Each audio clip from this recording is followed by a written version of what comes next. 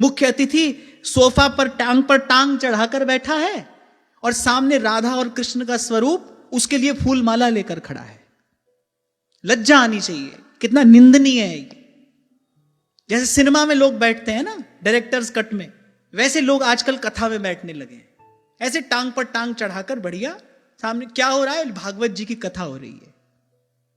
अरे वो जो बैठा है वो तो अज्ञानी है, वो तो नहीं जानता, कहने वाला तो जानता है, उसको तो जानना चाहिए, वो बड़ा अपराधी है।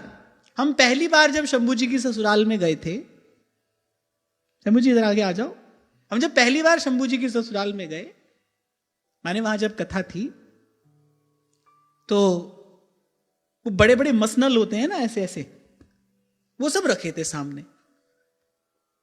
जैसे ही मैं वहां पर पहुंचा तो इनका क्या कार्य है यहां पर पता नहीं, क्योंकि मैंने तो पहली बार देखा था। तो दो चार आए और जब बैठे तो यूं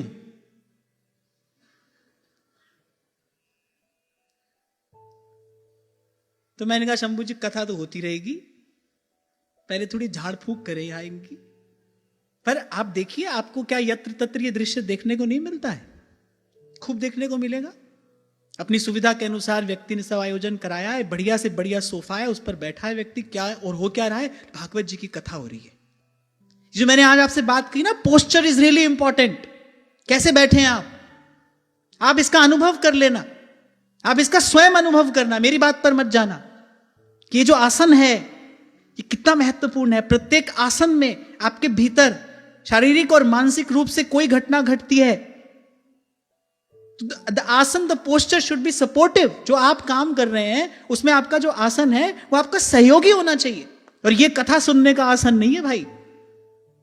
सारी पृथ्वी का एक छत्र सम्राट, सारी पृथ्वी का एक छत्र सम्राट सब कुछ छोड़कर और गंगा किनारे बड़े विनम्र भाव से आसन लगाकर बैठा है, भगवान से प्रार्थना कर रहा है, प्रभु मेरे कल्याण का पथ प्रशस्त करिए। उसके लिए श्री सुखदेव जी महाराज ने श्रीमद् भागवत कही है, उसके लिए कही गई है ये कथा। 5-7 बरस पहले, शायद इतना समय हो गया होगा, एक फिल्म आई नानक शाह फकीर, हो सकता है आप में से किसी ने देखी हो। उसमें सबसे अच्छी बात मुझे ये लगी, वैसे तो वो पूरी फिल्म ही दर्शनीय है, बड़ी सुंदर रचना है, पर सबसे सुंदर बात मुझे उसमें यह लगी कि उसमें श्री गुरु नानक देव जी का चरित्र उन्होंने किसी व्यक्ति को वो किरदार नहीं दिया, केवल एक प्रकाश पुंज दिखाया। There was just a symbol, केवल एक प्रकाश पुंज। भाई आज जो व्यक्ति इसमें अभिनय करेगा, कल वो जाकर कुछ और करेगा।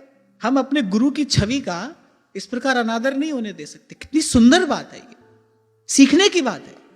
और हम देखो, हमारी ओर देखो, अरे अच्छी बात तो कहीं से भी सीखनी चाहिए, सिर झुकाकर सीखनी चाहिए, गुण तो कहीं से भी ग्रहण करना चाहिए। हमारी ओर देखो, कहीं भी प्रभु का स्वरूप बनाकर खड़ा कर दिया। हमारे लिए तो तमाशे की चीज है, मनोरंजन की वस्तु है। इसलिए मैंने कहा ये वो देश जहां अध्यात्म का सर्वोपरि सर्वोज्वल सिद्धांत प्रकट हुआ, पर बड़ी दुख की बात है यही वो देश है जहां इतना पाखंड है, जहां धर्म का ऐसा उपहास हो रहा है, जहां श्रीमद् भागवत जैसे शास्त्र का ऐसा अनादर हो रहा है।